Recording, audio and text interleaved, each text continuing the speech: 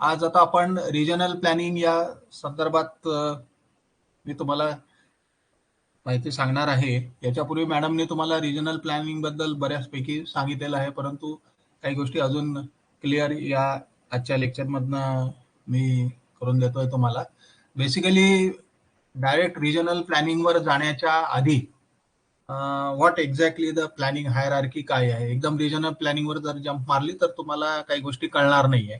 म्हणून थोडंसं how is the planning hierarchy in India, how is the planning hierarchy in Maharashtra हे बघून मग थोडंसं आपण रिजनल प्लॅन काय आहे एक्झॅक्टली याच्याकडे जाऊया. तर आता प्लॅनिंग हायरार्की इन इंडिया कशी आहे ते थोडक्यात बघूया. The concept of development in India is started before independence. म्हणजे all of you are knowing that the ancient town planning किंवा हिस्ट्री ऑफ टाउन प्लॅनिंग हा स्वतंत्र विषय आहे. म्हणजे बिफोर इंडिपेंडन्स आपण मोहनजोदारो, हरप्पा किंवा सिंधू व्हॅली वगैरे या संस्कृतीपासून आपण टाउन प्लॅनिंगशी रिलेटेड आहो किंवा एन्शंट टाउन प्लॅनिंग आपण करतो आहे. परंतु त्याच्यानंतर after independence planning development through 5 years plan concept.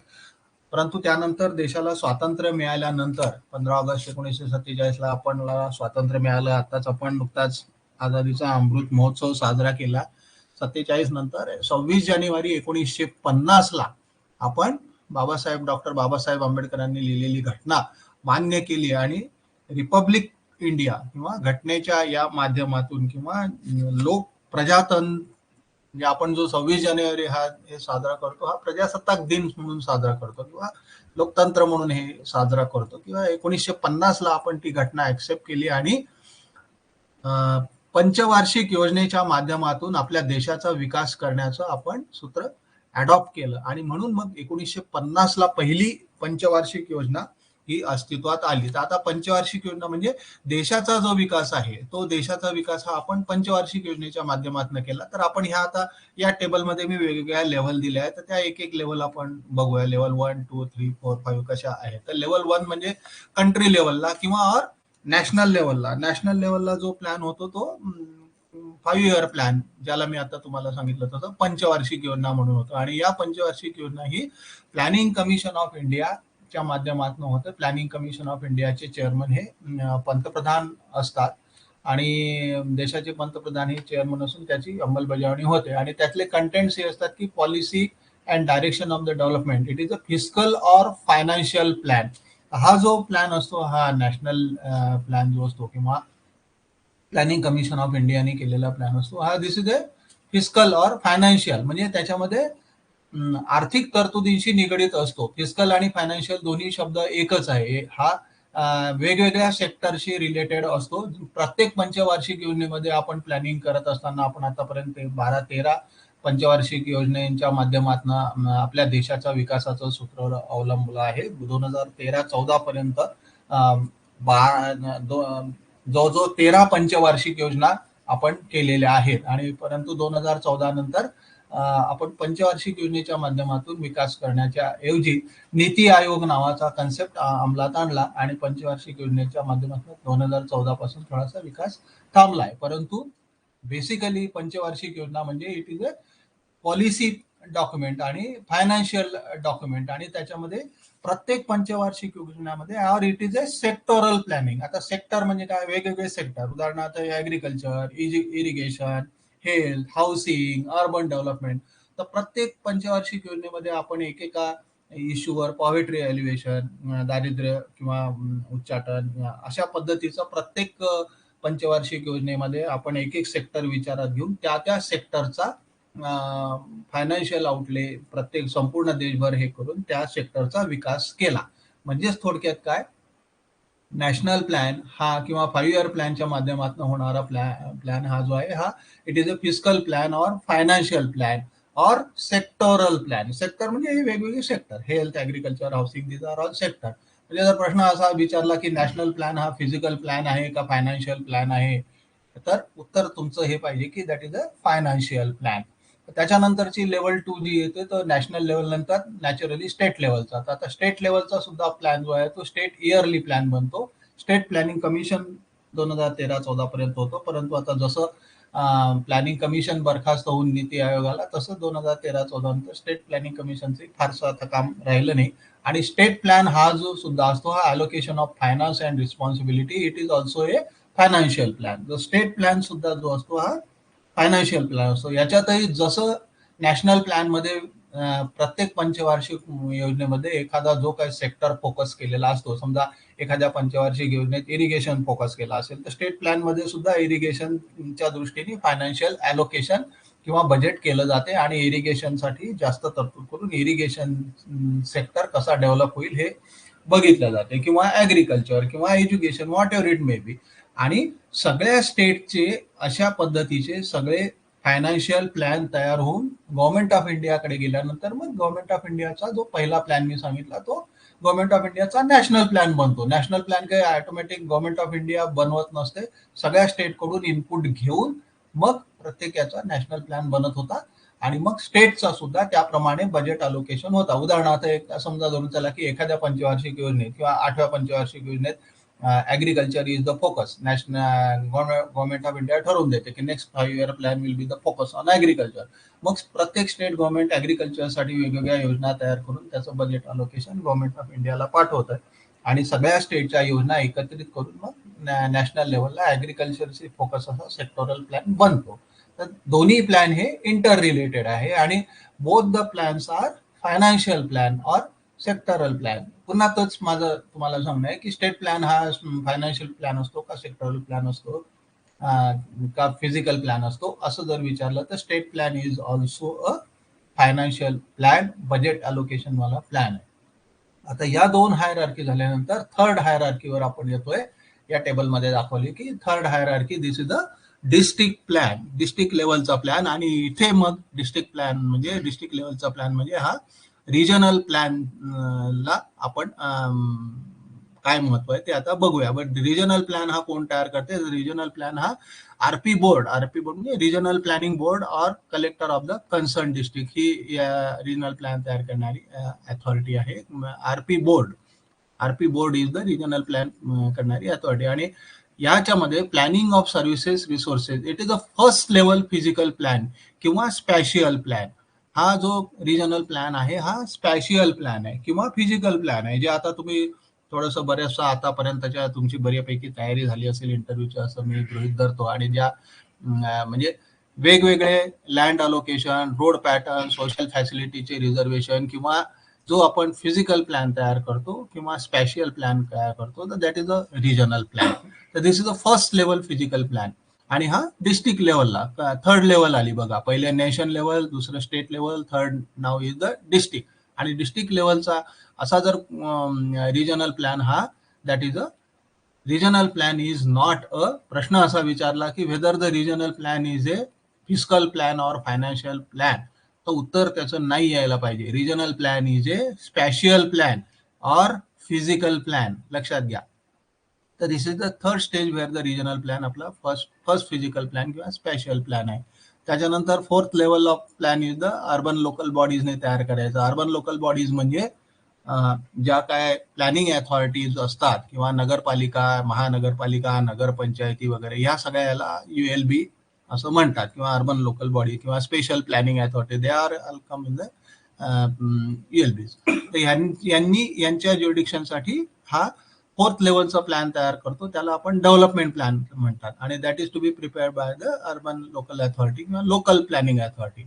आणि that is a city level detail plan म्हणजे हा सेकंड लेवलचा फिजिकल प्लॅन आहे किंवा लोकल लेवलचा आहे. डिस्ट्रिक्ट रिजनल प्लॅन हा जिल्ह्यापुरता झाला. त्याच्यानंतर हा डेव्हलपमेंट प्लॅन हा मी पुढे त्याचं अजून तुम्हाला डिटेल सांगतो. जो डेव्हलपमेंट प्लॅन आहे त्या जिल्ह्यामध्ये असलेल्या वेगवेगळ्या अर्बन लोकल बॉडीज, नगरपालिका, महानगरपालिकांसाठी असलेला सेकंड लेवलचा फिजिकल प्लॅन आहे किंवा स्पॅशियल प्लॅन आहे. याच्या सगळ्या गोष्टी मग अजून मायक्रो लेवलचा प्लॅन आहे की याच्यामध्ये सगळ्या गोष्टी आपण road pattern, road network, social फॅसिलिटीचे reservation, land use zoning, different kinds of land use zoning आणि डेव्हलपमेंट कंट्रोल ह्या सगळ्या गोष्टी अंतर्भूत करून मोर डिटेल प्लॅन हा ऍट द लोकल लेवलचा हा जो प्लॅन असतो. त्याच्यानंतर फिफ्थ आणि ही ऑर्डर आहे ही आहे town planning scheme. This is the town planning scheme. हा अजून त्याहीपेक्षा मायक्रो लेवलचा प्लॅन आहे. हा लोकल लेवलचा प्लॅन आहे. Planning plus finance plus implementation म्हणजे just to implement the development plan proposal. Development plan मध्ये एखादा नेबरहूडचं प्लॅनिंग आपण करून दाखवलेलं असेल तर ते नेबरहूड प्लॅनिंग कसं डेव्हलप करायचं, त्याचं अजून डिटेलिंग कसं करायचं, हा पार्ट म्हणजे town planning scheme. So this is what the planning hierarchy. म्हणजे थोडक्यात लक्षात घ्या की पहिले दोन प्लॅन हे फिजिकल प्लॅन किंवा फायनान्शियल प्लॅन आहे, नंतरचे रिजनल प्लॅन, डेव्हलपमेंट प्लॅन हे जे आहे हे फिजिकल प्लॅन आहे. आणि town planning scheme is a still micro level plan to implement the development plan propose more or less. किंवा आता 2015 मध्ये अमेंडमेंट झाल्यानंतर not only town planning scheme is for development of implementation of development plan proposal, but it can be implemented anywhere in the regional plan area also. It can be implemented. So this is what the overall planning hierarchy in the India. आता आपण बघू आता hierarchy, planning hierarchy in Maharashtra कशी आहे. पहिले आता India झाला तर महाराष्ट्र आहे. आता महाराष्ट्रातलं प्लॅनिंग जे आहे ते संपूर्ण इट इज MRNTP ऍक्टच्या याच्यावर बेस झालेलं आहे. The Maharashtra regional and town planning act NYC is the 3 tyre planning hierarchy. आता 3 टायर असाही प्रश्न विचारला जातो की MRTPचा 3 टायर किती टायरचा प्लॅन आहे, तर that is the 3 tyre planning hierarchy. It is based on the 3 tyre planning hierarchy. आता ह्याच्यात एकदम 3 टायर काय आहे हे सांगण्याच्या ऐवजी थोडंसं ऍक्टची थोडीशी पार्श्वभूमी लक्षात घ्या. संपूर्ण पार्श्वभूमी सांगणार नाही, तेवढा वेळ पण नाहीये, परंतु 1915ला बिफोर इंडिपेंडन्स, जसं मी आधी सांगितलं की आपल्याकडे बिफोर इंडिपेंडन्स प्लॅनिंग चालू होतं, तर 1915ला आपण पहिल्यांदा टाउन प्लॅनिंग स्कीमच्या माध्यमातून विकास करत होतो. आणि त्यावेळेस टाउन प्लॅनिंग स्कीम हा तेव्हा काही मॅन्डेटरी नव्हत्या. त्यावेळेस ठाणे, पुणे, पनवेल या भागामध्ये, आणि त्या they are more or less for preparation म्हणजे प्रोव्हाइडिंग द इन्फ्रास्ट्रक्चर, म्हणजे रस्ते, नाल्या, गटारी, स्ट्रीट लाईट वगैरे एवढ्या पुरतच ते 1915ला आपण करत होतो. 1915ला पहिल्यांदा टाउन प्लॅनिंग ऍक्ट महाराष्ट्रात अस्तित्वात आला आणि टाउन प्लॅनिंग स्कीमच्या माध्यमातून आपण तेव्हा विकास करत होतो. त्याच्यानंतर 1947ला देशाला स्वातंत्र्य मिळालं, फाळणी झाली, रेफ्युजीज आले, इकडे तिकडे गेले, आणि मग 1947 नंतर अशी गरज निर्माण झाली की प्रत्येक शहराचा हा नियोजन आराखडा किंवा विकास आराखडा तयार व्हायला पाहिजे. तर म्हणून मग 1947 नंतर 1954ला हा जो अर्लियर 1915चा ऍक्ट आहे तो नुसत्या टीपी स्कीम करणारा, त्याच्यात अमेंडमेंट झाली आणि 1954ला डेव्हलपमेंट प्लॅन प्रत्येक अर्बन लोकल बॉडीसाठी किंवा प्रत्येक नगरपालिकेसाठी किंवा महानगरपालिकेसाठी तयार करणं हे बंधनकारक करण्यात आलं. आणि अशा पद्धतीने आफ्टर इंडिपेंडन्स 1954ला हा डेव्हलपमेंट प्लॅन बंधनकारक करणारा ऍक्ट अस्तित्वात आला. त्यानंतर असं लक्षात आलं की जसं आता मी तुम्हाला सांगितलं 1950 पासून आपण पंचवार्षिक योजनांच्या माध्यमातून विकास सुरू केला. 1954ला हा ऍक्ट अमेंड झाला, डेव्हलपमेंट प्लॅन तयार झाले. आणि त्याचबरोबर देशाला स्वातंत्र्य मिळाल्यानंतर देशामध्ये औद्योगिक क्रांतीचे वारे वाहू लागले आणि औद्योगिकरण मोठ्या प्रमाणात व्हायला लागलं. आणि as all of you know that urbanization आणि industrialization goes hands in hand. जसं औद्योगिकरण सुरू झालं तसं अर्बनायझेशनचे प्रॉब्लेम खूप मोठ्या प्रमाणामध्ये वाढले. आणि अर्बनायझेशनमुळे म्हणजे 1954च्या ऍक्टमध्ये आपण डेव्हलपमेंट प्लॅन तयार करण्याची तरतूद टाकली सगळ्या अर्बन लोकल बॉडीजला किंवा लोकल बॉडीजला किंवा डेव्हलपमेंट अथॉरिटीला. परंतु असं दिसून आलं की या सगळ्या महानगरपालिका क्षेत्रांच्या बाहेर खूप मोठ्या प्रमाणामध्ये विकास व्हायला लागला आणि तो अनिर्बंधरित्या व्हायला लागला. आणि त्या विकासावर कोणी म्हणजे कंट्रोल करणारी कुठली यंत्रणा किंवा कुठलाही स्टॅच्युटरी प्लॅन हा अस्तित्वात नव्हता. आणि त्या अशा प्रकारे नुसता कुठला तरी एखादा गाईडलाईन प्लॅन तयार करणं किंवा एखादा ऍडवायझरी प्लॅन तयार करणं, तर तो दॅट बिकम्स तो कपाटातलं डॉक्युमेंट बनते, ते शेल्फ डॉक्युमेंट बनते, त्याला कोणी काही बघत नव्हतं. म्हणून अशा या संपूर्ण प्रदेशासाठी की जो भाग नगरपालिका किंवा महानगरपालिकाच्या हद्दीच्या बाहेर आहे, अशा भागाचा सुद्धा प्लॅन्ड डेव्हलपमेंट करण्याची गरज निर्माण झाली. आणि मग 1965 मध्ये बॅरिस्टर गाडगे यांच्या अध्यक्षतेखाली त्यावेळी गव्हर्नमेंटने कमिटी नेमली. आणि मग 1966ला रिजनल प्लॅन आणि न्यू टाउन्सचे कन्सेप्ट आपण हे केला की न्यू टाउन सुद्धा डेव्हलप करणं कुठल्या तरी स्टॅच्युटरी प्रोव्हिजन प्रमाणे किंवा ऍक्ट मध्ये न्यू टाउन हे टाकणं सुद्धा गरजेचं आहे. सो दॅट मायग्रेशन चेक करण्याला पाहिजे. मोनो सेंट्रिक ग्रोथ जी आहे ती मोनोसेंट्रिक वरून पॉलिन्युक्लिअर ग्रोथ यायला पाहिजे. तर त्यासाठी आपण न्यू टाउन्सच्या तरतुदी त्याच्यात टाकल्या. आणि 1966ला मग रिजनल प्लॅनची प्रोव्हिजन असलेला हा सेल्फ कंटेंट ऍक्ट अस्तित्वात आला. म्हणजे आपण सुरुवात झाली उलटी खरं की टाउन प्लॅन स्कीम, नंतर डेव्हलपमेंट प्लॅन आणि नंतर regional plan. So this is what the three tier planning of the MRNTP act. आता तेच थ्री टायर म्हणजे थ्री टायर हे कसे आहे ते परत पुढे बघूया आता आपण, की पहिलं जे आहे तो रिजनल प्लॅन. रिजनल प्लॅन हा जो आहे it is a broad level policy document or plan. Document म्हणा किंवा प्लॅन म्हणा, दोन्ही एकच अर्थ आहे. Which is a broad level policy document to be prepare for the balance development of the region. प्रदेशाच्या समतोल विकासासाठी तयार केलेला डॉक्युमेंट किंवा प्लॅन म्हणजे रिजनल प्लॅन. जर विचारलं काय प्रश्न आहे तर हे असंच उत्तर आलं पाहिजे. It is a document or plan prepared for the balance development of the region. आता मी ब्रॅकेटमध्ये लिहिलंय, in most of the cases district is defined as a region. आता व्हाय इट इज तर मी पुढच्या तुम्हाला स्लाइडमध्ये ते डिफाईन करतो. एक डिस्ट्रिक्ट किंवा दोन डिस्ट्रिक्ट किंवा मोर दॅन वन डिस्ट्रिक्ट काय असू शकते.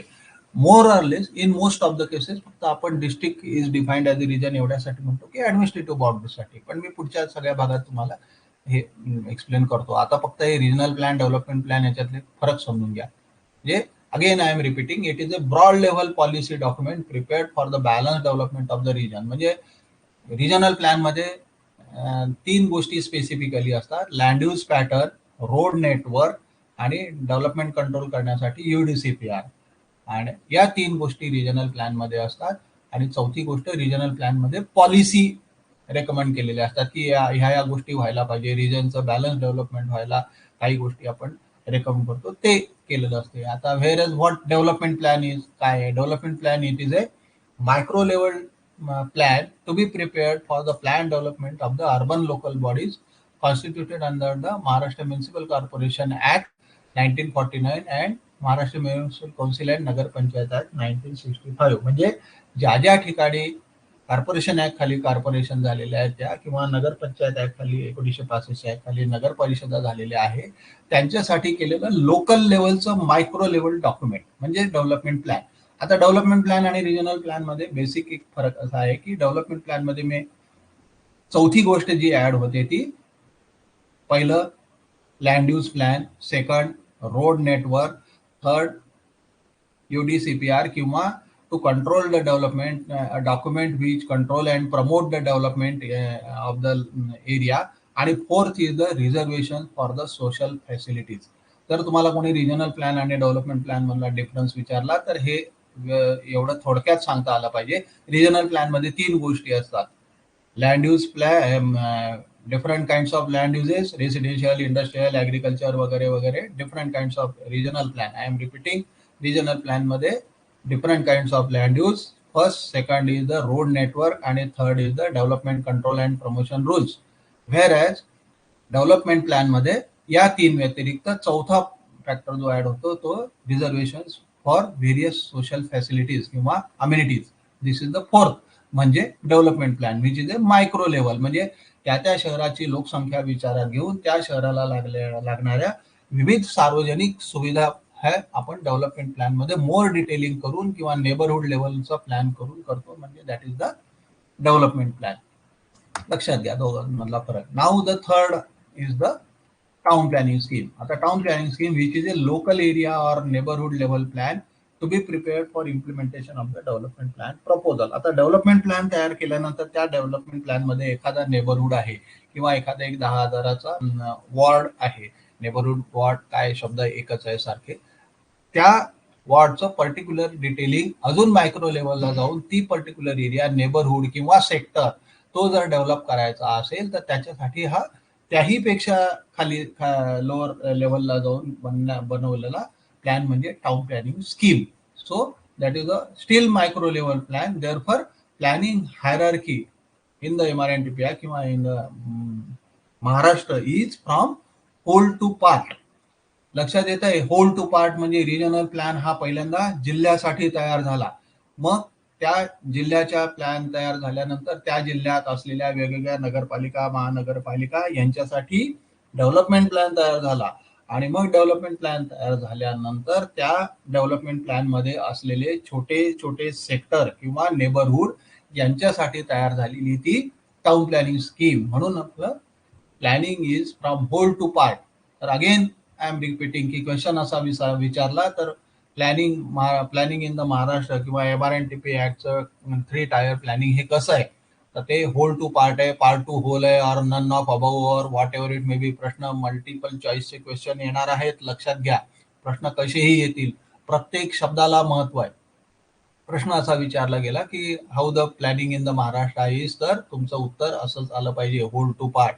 पार्ट टू होल दुसरा ऑप्शन टाकतील, तर लक्षात घ्या की whole to part is the correct answer. अजून दुसरे भलते असेल ते काही ऑप्शन टाकतील आहे, तर whole to part is the correct answer. आता त्यानंतर पुढे आपण जाऊया इंटिग्रेशन ऑफ द प्लॅन. हा सेक्शन 27 शी रिलेटेड हा आहे की सेक्शन 27 जर आपण MRTP वाचला तर आता मुद्दा असा आहे की हे सगळे प्लॅन जे आहे हे एकमेकाशी कोरिलेटेड आहेत. All these plans are integrated with each other.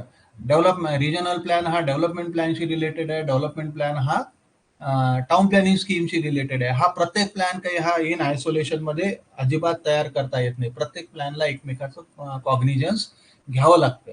Proposals in the development plan are guided by the proposals in the regional plan.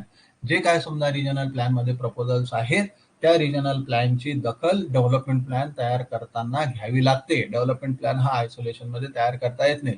समजा एखादा रिंग रोडची अलाइनमेंट दाखवली आहे, एखादी मेट्रोची अलाइनमेंट दाखवली आहे रिजनल प्लॅन मध्ये, तर डेव्हलपमेंट प्लॅन तयार करताना ती त्या डेव्हलपमेंट प्लॅनच्या कॉर्पोरेशन एरियामधून किंवा सिटी एरियामधून घ्यावी लागते, ती कंटिन्यू करावं लागते, ती अशी डिस्कंटिन्यू करता येत नाही. किंवा रिजनल प्लॅन मध्ये एखाद्या पर्टिक्युलर ठिकाणी महानगरपालिकेच्या समजा उत्तरेला एखादा रिजनल प्लॅन मध्ये इंडस्ट्रियल झोन दाखवलाय किंवा इंडस्ट्रियल एरिया दाखवलेली आहे, तर while preparing the development plan, ज्या ठिकाणी महानगरपालिकेचा डेव्हलपमेंट प्लॅन उत्तरेला त्या बाउंड्रीला येऊन टच होतो, तर त्या बाउंड्रीला तिथे तुम्हाला ऍग्रिकल्चर झोन ठेवून चालणार नाहीये, तिथे तुम्हाला इंडस्ट्रियल झोनच ठेवावा लागतो. अशा प्रकारे त्यांची दखल आपल्याला घ्यावी लागते. आणि जर तुम्हाला बदल करायचा असेल याच्यामध्ये काही डेव्हलपमेंट प्लॅन रिजनल प्लॅनच्या प्रपोजल मध्ये, तर तुम्हाला गव्हर्नमेंटची परमिशन घ्यावी लागते. अशा पद्धतीने परस्पर कुठलेही प्रपोजल बदलता येत नाही. सेक्शन 27 मध्ये ती प्रोव्हिजन आहे. जर तुम्हाला काही अपवादात्मक परिस्थितीत जर बदल करायचा असेल, धरून चला की रिजनल प्लॅन खूप पूर्वी झालेला आहे आणि तिथे आता मेट्रोची अलाइनमेंट नाही होऊ शकत किंवा रिंग रोडची अलाइनमेंट नाही होऊ शकत, तर आता डेव्हलपमेंट प्लॅन तयार करताना ती नाही ठेवली तरी चालणार आहे, परंतु ती तुम्ही परस्पर वगळू शकत नाही. तुम्हाला गव्हर्नमेंटच्या परमिशननी prior approval of the government ती बदलावी लागते. हा त्याच्यातला सांगण्याचं तात्पर्य आहे की प्रत्येक प्लॅन हा इंटिग्रेटेड प्लॅन आहे. इन आयसोलेशन आपल्याला प्लॅन तयार करता येत नाही. तसंच proposals in the town planning scheme shall be in conformity with the proposals in the development plan. ज्यावेळेस टाउन प्लॅनिंग स्कीम तुम्ही तयार करता तर सगळे डेव्हलपमेंट प्लॅन मधल्या प्रपोजल्सची दखल टाउन प्लॅनिंग स्कीम तयार करताना घ्यावी लागते. ते ऍज इट इज पुढे टाउन प्लॅनिंग स्कीम मध्ये ओढावे लागतात. एखादा रस्ता टाउन प्लॅनिंग स्कीम मधून वगळला तर चालतो का, तर असं नसतं होत. किंवा एखादं रिझर्वेशन टाउन प्लॅनिंग स्कीम मधून काढून टाकलं किंवा नवीन टाकलं तर असं होत नाही. जे डेव्हलपमेंट प्लॅन मध्ये आहे तेच परत टाउन प्लॅनिंग स्कीम मध्ये करावं लागतंय. आता ह्याचं इंटिग्रेशन मी तुम्हाला तिन्ही प्लॅनचं इंटिग्रेशन कसं आहे ते तुम्हाला ग्राफिकली तुम्हाला दाखवतो की हाऊ इट वर्क्स ग्राफिकली. हे बघा आता की आरपी डीपी आणि हायरार्की याचा हे की आता हा जो ब्लॅक बाउंड्री आहे ती ब्लॅक बाउंड्री म्हणजे ही आरपी किंवा डिस्ट्रिक्ट बाउंड्री झाली. बघा हा संपूर्ण रिजनल प्लॅनचा एरिया झाला. ब्लॅक बाउंड्री जसं कर्सर दाखवतोय मी तसं बघा की that this is the black boundary is the regional plan proposal किंवा रिजनल प्लॅन बाउंड्री. आता या रिजनल प्लॅन बाउंड्री मध्ये या वेगवेगळ्या MC1 MC2 MC3 these are the different kinds of different types of municipal council.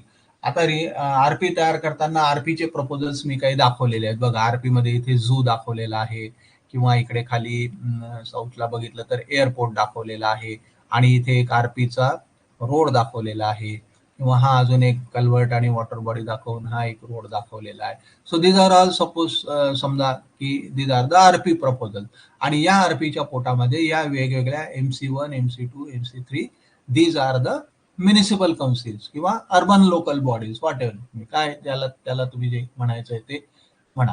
आता या airport RP मध्ये दाखवल्यानंतर या एअरपोर्टची कनेक्टिव्हिटी मी डेव्हलपमेंट प्लॅन तयार करताना MC1 चा डेव्हलपमेंट प्लॅन किंवा MC3 चा डेव्हलपमेंट प्लॅन किंवा MC4 चा डेव्हलपमेंट करताना आरपी मध्ये जो एअरपोर्ट दाखवलेला आहे त्या आरपीच्या एअरपोर्ट वरून मी आरपी मध्ये जे रोड दाखवलेले आहे त्याला त्या नगरपालिकेच्या याच्यापर्यंत आणून कनेक्टिव्हिटी दाखवलेली आहे. ही कनेक्टिव्हिटी एकमेकांशी दाखवणं महत्वाचं आहे. म्हणजेच इंटिग्रेशन ऑफ ईच प्लॅन हे कसं महत्वाचं आहे हे याच्यातनं दाखवायचा प्रयत्न केलेला. आता MC1 बघा, MC1 वर जर तुम्ही बघितलं तर MC1 मध्ये अजून डिटेल प्लॅनिंग प्रपोजल करून टीपी स्कीम केलेलं आहे. आता टीपी स्कीम मध्ये तिथे गार्डन मी दाखवलेलं आहे किंवा रोड दाखवलेला आहे. तर हे हा झाला त्याच्या आतमधला एखाद्या नेबरहुड साठीचा केलेला plan. That is what the TP scheme. म्हणजे ब्लॅक बाउंड्री म्हणजे सगळं आरपीची बाउंड्री आणि त्याच्या पोटात हे छोटे छोटे केलेले MC1 MC2 MC च्या याच्यासाठी केलेले डेव्हलपमेंट प्लॅन. आणि या डेव्हलपमेंटच्या आतमध्ये अजून छोटासा MC1 मध्ये मी जे केलेलं आहे, एक आडवा नॉर्थ साऊथ रोड, एक ईस्ट वेस्ट रोड आणि एखादं गार्डनचं रिझर्वेशन किंवा कशाचंही रिझर्वेशन. तर that is the TP scheme. So this is what the hierarchy of the planning किंवा what exactly the regional plan, development plan and the town planning scheme. Graphically थोडं अजून समजायला सोपं जावं म्हणून ते दाखवलंय. ओके, आता what is exactly the region. आता it is a what exactly region असं जर प्रश्न विचारला तर उगाच कन्फ्युज होण्याचं काही कारण नाही. It is A contiguous geographical area. Contiguous म्हणजे सलग असलेला भौगोलिक प्रदेश. तुकड्या तुकड्यामध्ये रिजन कधी नसतो, तो असतो तो सलग असतो किंवा अखंड भौगोलिक प्रदेश किंवा ज्याला असतो तर त्याला it is A contiguous geographical area. सलग भौतिक असलेला एखादा भौगोलिक प्रदेश. The region is an area possessing same geographical, economic or social uniformity which makes it sufficiently self-contained to form a satisfactory planning unit. समा हे असलेल्या भौगोलिक परिस्थिती असलेल्या, सारखी भौगोलिक परिस्थिती असलेल्या किंवा सारखी इकॉनॉमिक कॅरेक्टरिस्टिक्स असलेल्या किंवा सारखं सोशल असे प्रॉब्लेम्स असलेला हा भाग सेल्फ कंटेन असलेला जो असतो त्याला जो प्लॅनिंग युनिट म्हणून फॉर्म होतो तर त्याला रिजन म्हणतात. व्हॉट म्हणजे this is the second thought त्याच्यावर दिलेला. किंवा it is a relatively large area with the hierarchy of the settlement. आता it is a relatively large area म्हणजे आपण रिजनल प्लॅन म्हणजे म्हटलंच आहे की it is a broad level policy document किंवा ब्रॉड लेव्हल प्लॅन. तर त्याच्यामुळे तो लार्ज एरियासाठीच असणार आहे, तो काही छोट्या एरियासाठी नसणार आहे. विथ हायरार्की ऑफ सेटलमेंट, वेगवेगळ्या हायरार्कीची म्हणजे हायरार्की ऑफ सेटलमेंट म्हणजे 5,000ची शहरं, 10,000ची शहरं लोकसंख्या असलेले सेटलमेंट्स किंवा विलेजेस वगैरे. आणि मग हे सगळ्या असलेल्यांचा एक समूह म्हणजे रिजन. आणि in most of the cases district is defined as a region. तर इथे मी तुम्हाला सगळं क्लिअर करतो की why we take in most of the cases as far as Maharashtra is concern. आपण मोस्ट ऑफ द केसेसमध्ये district boundary is defined as a region. तर त्याचं कारण हे आहे की ऍडमिनिस्ट्रेटिव्ह कंट्रोलसाठी आपण district boundary is a region boundary म्हणून करतो. परंतु आता पुढे मी टाइप्स ऑफ रिजन तुम्हाला सांगताना ते तुम्हाला क्लिअर होईल की नॉट नेसेसरी फक्त district as a region boundary असू शकते. Region can be a more than one district, region can be a single district, region can be a part of district, region can be a state also, region can be a more than one state also, or region can be the national also. लक्षात घ्या, जर प्रश्न असा विचारला की region is a one district, region is a two district, region is a part of district आणि खाली आलं नन ऑफ अबाव, तर वरचे तिन्ही ऑप्शन करेक्ट आहे म्हणून उत्तर यायला पाहिजे. Region is a one district, region is a more than one district or part of district. पुढे सांगताना मी सांगतो की पार्ट ऑफ डिस्ट्रिक्ट मध्ये सुद्धा आपल्याकडे महाराष्ट्रामध्ये अनेक रिजन आहे. की सातारा महाबळेश्वर तुम्हाला सगळ्यांना ऐकून माहित असेल की महाबळेश्वरचा जर भाग घेतला तर महाबळेश्वर हा वेस्टर्न घाट रिजन आहे. पाचगणी महाबळेश्वर हा वेस्टर्न घाटचा रिजनचा रिजनल प्लॅन हा वेगळा केलेला आहे. जे मी तुम्हाला सांगतो की युनिफॉर्म कॅरेक्टरिस्टिक्स वरचं बघा परत. Region is an area possessing the same geographical, economic और social uniformity. Geographical characteristics Satara जिल्ह्याची संपूर्ण कॅरेक्टरिस्टिक्स काही वेस्टर्न घाटची पूर्ण जिल्हा काही अफेक्टेड नाही आहे. पर्टिक्युलर 3-4 तालुके वेस्टर्न घाटशी रिलेटेड आहे. मावळ किंवा साताऱ्यातला पाट भाग, पाटण एवढा पुरता तो मर्यादित आहे. म्हणून तेवढा रिजन त्याच्यातनं इको सेन्सिटिव्ह झोन म्हणून सातारामधून वेगळा काढला आणि तो इको सेन्सिटिव्ह रिजनल प्लॅन म्हणून आपण वेगळा केला आणि रेस्ट ऑफ द साताऱ्याचा वेगळा केला. म्हणजेच काय होतं की नॉट नेसेसरी की फक्त डिस्ट्रिक्ट ॲज ए रिजन. तर साताऱ्यामध्ये 2 रिजनल प्लॅन आहे. एक eco sensitive regional plan western घाटसाठी आणि दुसरा रिमेनिंग सातारा जिल्ह्यासाठी. तर लक्षात घ्या की नॉट नेसेसरी की फक्त डिस्ट्रिक्ट असा असावा. फक्त ॲडमिनिस्ट्रेटिव्ह कंट्रोल किंवा जेव्हा आपण प्लॅन इम्प्लिमेंट करतो, तर प्लॅन इम्प्लिमेंटसाठी अथॉरिटी किंवा परमिशन देण्यासाठी, डेव्हलपमेंट कंट्रोल करण्यासाठी अथॉरिटी राहावी म्हणून आपण कलेक्टर किंवा तो डिस्ट्रिक्ट ॲज अ रिजन म्हणून डिफाईन केला आहे, परंतु नॉट नेसेसरी. आता पुढे बघूया types of the region, various types of the region.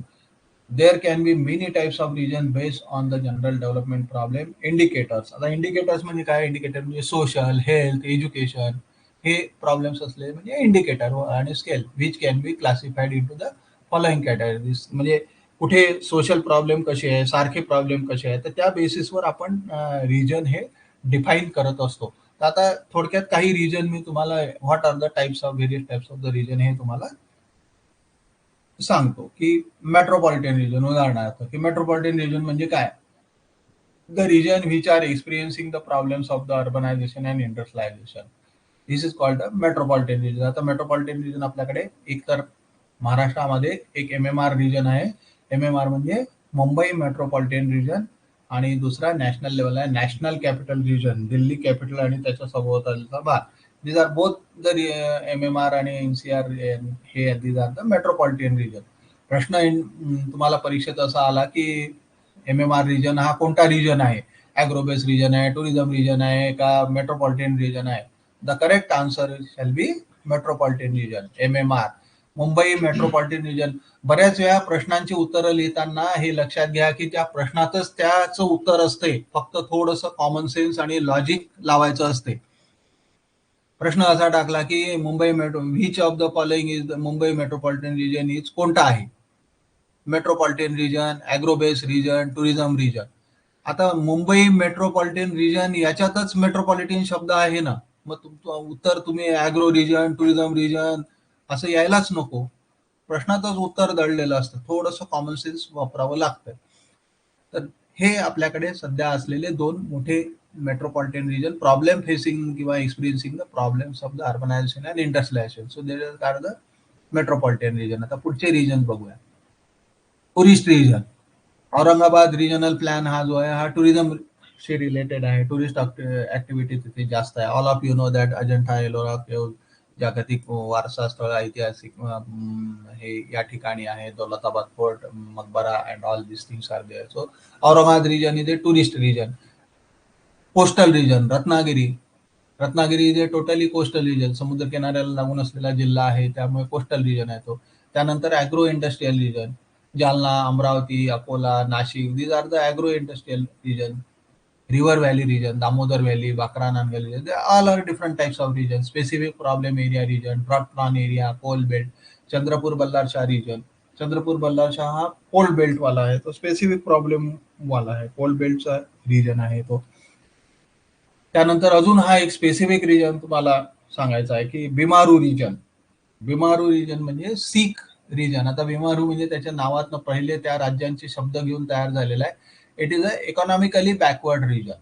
BIMARU म्हणजे sick region, it is a economically backward region having lower living standard. आता हे कुठे होतं आधी? हा रिजन 1980 मध्ये फॉर्म झाला होता, आणि हा रिजन मध्ये it is an acronym form from the first letters of the names of the state. या सगळ्या स्टेटचे पहिले नावं हे घेऊन त्याचं ॲब्रिव्हिएशन करून तो शब्द तयार झालेला आहे बिमारू. असं काही त्याच्यात हे नाहीये, पण तो 1980 मध्ये हा रिजन फॉर्म झाला. त्या काळात 1980च्या काळात बिहार, मध्य प्रदेश, राजस्थान आणि उत्तर प्रदेश याच्या जे अगेन मी तुम्हाला सांगतो की same characteristic, same economic condition असलेला रिजन. म्हणजे हे राज्य तेव्हा बिहार, मध्य प्रदेश, राजस्थान, उत्तर प्रदेश हे इकॉनॉमिकली बॅकवर्ड होते, पॉव्हर्टी होती, एज्युकेशनच्या बाबतीत ते हे केलेले होते. म्हणून या 4 राज्यांचा मिळून 1980 मध्ये गव्हर्नमेंट ऑफ इंडियानी बिमारू रिजन स्थापन केला, हॅव्हिंग लोअर लिव्हिंग स्टँडर्ड. यातनं मला तुम्हाला एक सांगायचं आहे की रिजन हे म्हणजे हा अजून याच्या डिटेलमध्ये जाण्याचं काही कारण नाही आहे, कारण ते दुसऱ्या स्टेटचं आहे संबंधित. फक्त यातनं मला हे सांगायचं आहे की region cannot be only a district, region cannot be a single district, more than one district, region can also be a more than one state having same problems. हे यातनं मला सांगायचं की 4 स्टेट मिळूनचा एक बिमारू रिजन गव्हर्नमेंट ऑफ इंडियाने त्यावेळेस 1980 मध्ये form केला. ठीक आहे. आता नॅशनल कॅपिटल रिजन हा काय आहे ते थोडक्यात आपण बघूया. जो आता मी तुम्हाला सांगितलं की एनसीआर, की after independence extra ordinary growth rate in NCT दिल्लीमध्ये झालं, की भारताला स्वातंत्र्य मिळाल्यानंतर नवी दिल्ली ही भारताची राजधानी घोषित झाली आणि एनसीटी म्हणजे नॅशनल कॅपिटल टेरिटोरी, राष्ट्रीय राजधानी क्षेत्र. Lack of immigrants are coming into the NCT Delhi. Natural आहे की देशाची राजधानी तिथे शहर झालं, ते इकॉनॉमिक इंडस्ट्रीयल ग्रोथ सगळी तिथे, आणि त्या संपूर्ण दिल्ली शहराच्या सभोवती, दिल्ली कॅपिटल सिटीच्या भोवती सुरू झाली आणि मोठ्या प्रमाणामध्ये अर्बनायझेशन झालं. आणि अर्बनायझेशन झाल्यामुळे दिल्ली कॅपिटल सिटीवर प्रचंड लोड यायला लागला. म्हणून TCPO suggested serious consideration on this to government of India. TCPO म्हणजे apex organization in town and country planning, town and country planning organization, TCPO, suggested serious consideration on this to government of India. Accordingly, NCR formed in 1985 आणि तो act तयार झाला की NCR म्हणजे national capital region हे form झालं 1985 मध्ये, आणि त्याच्यासाठी एनॅक्टमेंट झालं एक 1985 ला की नॅशनल कॅपिटल रिजन ऍक्ट, आणि त्या माध्यमातून हा एनसीआरचा रिजनल प्लॅन तयार केला गेला. It is a planning region centrally upon the national capital territory of Delhi and it encompasses Delhi and several district surrounding it from the state. इथे सुद्धा तसंच आहे की काही राज्य एनसीआर मध्ये इन्क्लूड झालेले आहे. अगेन डिस्ट्रिक्ट किंवा असं काही नाही आहे. राज्य हरियाणा, उत्तर प्रदेश, राजस्थान आणि या स्टेट मधले जवळपास 20 ते 25 जिल्हे एकत्रित करून एनसीआर ची बाउंड्री डिफाईन झालेली आहे. It is countries political, economic and educational centre. Great मोठा जर कोणता रिजन असेल तर हा देशाचा मोठा रिजन आहे. एरिया 55,083 स्क्वेअर किलोमीटरची एरिया आहे. जास्त तुम्हाला अजून माहिती पाहिजे असेल तर एनसीआरचा NCR is prepared under the NCR act. सगळ्यांनी लक्षात घ्या, तो काही टाउन प्लॅनिंग ऍक्ट प्रमाणे झालेला नाही आहे. टाउन प्लॅनिंग ऍक्ट प्रमाणेच एनसीआर ऍक्ट आहे, national capital region board act 1985. त्या ऍक्टच्या तरतुदीप्रमाणे नॅशनल कॅपिटल रिजन प्लॅन झालेला आहे. दुसऱ्यांदा किंवा तिसऱ्यांदा तो रिवाईज झाला आहे 2020 मध्ये. त्याचे सायलेंट फीचर्स काय आहेत, अजून ज्यांना अजून जास्त अभ्यास करायची इच्छा असेल त्यांनी गुगलवर टाकून पाहावं. सगळे नॅशनल कॅपिटल रिजनचे हायलाइट्स किंवा इम्पॉर्टंट फीचर्स मिळतील. आता हे इंडिकेटिव्ह म्हणून तुम्हाला दाखवलंय. हरियाणा, राजस्थान, उत्तर प्रदेश त्याच्या त्या त्या स्टेटच्या बाउंड्री आहे. मध्ये जर पिंक कलरने किंवा रेड कलरने पाहिलं तर नॅशनल कॅपिटल टेरिटोरी दिल्ली आहे. बाजूला पिवळ्या कलरचा हरियाणा स्टेट आहे, हिरव्या कलरचा उत्तर प्रदेश आहे, खाली राजस्थान आहे, आणि बाजूला त्या त्या स्टेट मधल्या गावांची यादी दिलेली आहे. So this is what the NCR boundary, 55,083 square kilometre. Okay. Then we'll see Mumbai metropolitan region. जसा एनसीआर रिजन आहे तसाच मुंबई मेट्रोपॉलिटन रिजन सुद्धा आहे. एमएमआर वर delineated in 1967. Area under the MMR region is 6328 square kilometer. The region consists of the 9 municipal corporation: Greater Mumbai, Thane, Kalyan, Dombivli, Navi Mumbai, Vasai Virar, Ulhasnagar, Bhiwandi, Nizampur, Panvel, Mira Bhayandar, आणि या व्यतिरिक्त 9 नगरपालिका त्याच्या मध्ये add आहे MMR region मध्ये. The first MMR plan was sanction in the 1973. 1973 मध्ये पहिला. इथे सुद्धा तेच आहे की मुंबई ही देशाची आर्थिक राजधानी आहे, आणि मुंबईमध्ये सुद्धा जे एनसीआर मध्ये प्रॉब्लेम होते की मोठ्या प्रमाणामध्ये इमायग्रंट्स यायला लागले आणि मुंबईवरचं लोड वाढायला लागलं. म्हणून त्याचं मोनोसेंट्रिक जी हे आहे, फक्त मुंबईवर सगळं कॉन्सन्ट्रेट होतं, त्याच्याऐवजी मोनोसेंट्रिकच्या ऐवजी पॉलिन्यूक्लिअर ग्रोथ म्हणून आपण मग मुंबई एमएमआर रिजन प्लॅन करण्याचं ठरवलं. पॉलिन्यूक्लिअर म्हणजे मुंबई म्हणजे एकाच ठिकाणी कॉन्सन्ट्रेट झालेलं होतं. त्यात पॉलिन्यूक्लिअर म्हणजे त्याचे वेगवेगळ्या ठिकाणी डिस्पर्सल करून छोटे छोटे सॅटेलाइट टाउन सारखे मुंबईच्या आजूभोवती करण्याचा प्रयत्न या MMRच्या माध्यमातून तयार करण्यात आला. आणि नवी मुंबई हे पहिल्या MMRचंच प्रॉडक्ट आहे की while preparing the first MMR plan in 1973 आपण हा नवी मुंबईचा कन्सेप्ट न्यू टाउनच्या माध्यमातून समोर आणला आणि मग नवी मुंबई हे डिझाईन झालं, प्लॅन झालं. That is the what Mumbai metropolitan region प्लॅनचा हे आउटपुट आहे Navi Mumbai. MMRDA prepared the revised plan for the period 1996 ते 2011 which came into force December म्हणजे सेकंड टाइम 1999 ला तो रिवाइज झाला. आणि आता third time MMRDA prepared the second revised plan which came into force from 20 जून 2021. आता MMRDA ने थर्ड टाइम तो रिवाइज करून फोर्समध्ये आलेला आहे, जो गव्हर्नमेंट ऑफ महाराष्ट्रने सँक्शन केलेला आहे 20 जून 2021 ला, म्हणजे रिसेंटली हा सेकंड रिवाइज प्लॅन हा MMRचा अस्तित्वात आलेला आहे, मुंबई मेट्रो रिजनल प्लॅन. आणि हा प्लॅन बेसिकली लक्षात घ्या की हा प्लॅन हा MRNTP ऍक्टच्या तरतुदीप्रमाणे तयार केलेला आहे. आणि MMRDA म्हणजे Mumbai metro regional development authority, MMRDA लक्षात घ्या, MMRDA ने हा प्लॅन तयार केला MRNTP च्या प्रोव्हिजन्स खाली, आणि तो गव्हर्नमेंट ऑफ महाराष्ट्राच्या अर्बन डेव्हलपमेंट डिपार्टमेंटने सँक्शन केला.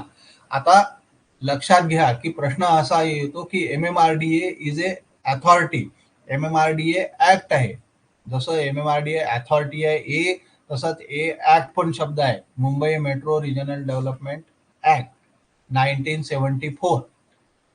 लक्षात घ्या, सिक्वेन्स लक्षात घ्या की MMR प्लॅन सँक्शन झाला 1973 ला, आणि ताबडतोब MMR मधले मुंबई मेट्रो रिजनल प्लॅन मधले प्रपोजल इम्प्लिमेंट करण्यासाठी there must be some authority to implement the regional plan proposals. म्हणून 1974 ला MMRDA ऍक्ट 1974 हा अस्तित्वात आला, आणि त्या ऍक्ट खाली Mumbai metro regional development authority constitute झाली. आणि that authority is for implementation of the regional plan proposal. Plan हा MRTP ऍक्टच्या प्रोव्हिजन खाली तयार झाला, लक्षात घ्या. So this is what the exact difference. MMRDA Act was enacted in 1974. जे मी आता तुम्हाला सांगितलं. ऑब्जेक्ट MMRDA चे काय, the object behind the establishing MMRDA was to make the MMR a destination for economic activity. MMRDA prepare plan, formulate policies and program, implement project and help in directing investment in the region. The entire plan is prepared under the provisions of MRNTP Act. So this is what about the Mumbai metropolitan MMR plan. MMR plan मध्ये सुद्धा तुम्हाला जर अजून जास्त detail माहिती पाहिजे असेल आणि अभ्यास करायचा असेल तर गुगलवर जा, MMR प्लॅन टाका, सगळे डिटेल, सगळे फीचर त्याच्यामध्ये सायलेंट फीचर लक्षात येतील आहे, काय काय त्याच्यामध्ये प्रपोजल्स केलेले आहेत, काय रेकमेंडेशन आहेत, काय पॉलिसीज आहेत, everything you will see in the Google जर तुम्ही MMR टाकलं तर. आता याच्यात बघा, नॉर्थला वसई विरार महापालिका आहे, भिवंडी आहे, कल्याण, डोंबिवली, उल्हासनगर या सगळ्या महापालिका, आणि याच्या सभोवतालचं सगळं क्षेत्र मुंबई, ठाणे, पेण, पनवेल आणि याच्या सभोवतालचं संपूर्ण, ह्या फक्त मी महापालिका दाखवलेल्या आहे. या महापालिकांव्यतिरिक्त डाव्या बाजूचं तुम्ही ग्रीन बघितलं तर आणि पिंक बघितलं तर सगळ्या इंडस्ट्रियल एरिया आणि व्हाईट्स ज्या दाखवलेल्या आहेत, रिकाम्या जागा, व्हाईट जर तुम्ही याच्यात बघितलं तर त्या या कॉर्पोरेशन आहे. आणि द एंटायर रिजनल प्लॅनची बाउंड्री बघा, पूर्ण या सगळ्या महापालिकांच्या सभोवतालचा प्रदेश आहे.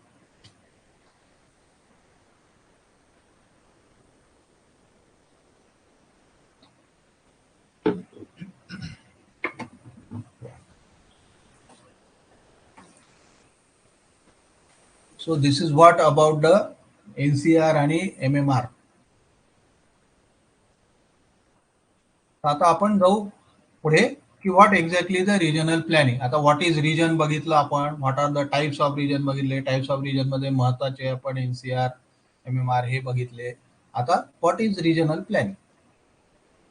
आता regional planning it is a scientific orderly aesthetic allocation of land, resources, facilities and services to achieve sustainable physical, economic and social development and well-being of the urban and rural communities. Scientific म्हणजे ते science आहे की orderly allocation of various kinds of land uses, कुठे agriculture zone ठेवायचा, कुठे industrial zone ठेवायचा, कुठे commercial zone ठेवायचा, याचं scientific allocation of land, resources, त्या रिजन मधले रिसोर्सेस काय आहे, मी पुढे येतो त्या रिजन मधलं.